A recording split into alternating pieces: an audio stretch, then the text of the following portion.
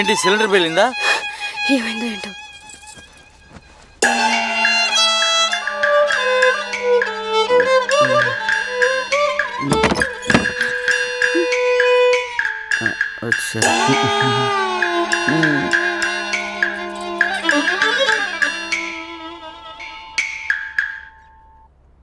సరే, ఇక్కడి వరకు వచ్చాం కదా, గ్యాస్ కట్టేసేవమ్మ చూడు.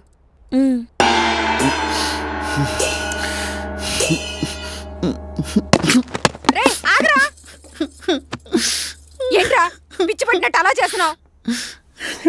బుర్రలేని ఎదవా. సిలిండర్ పేలింది అనుకున్నాను.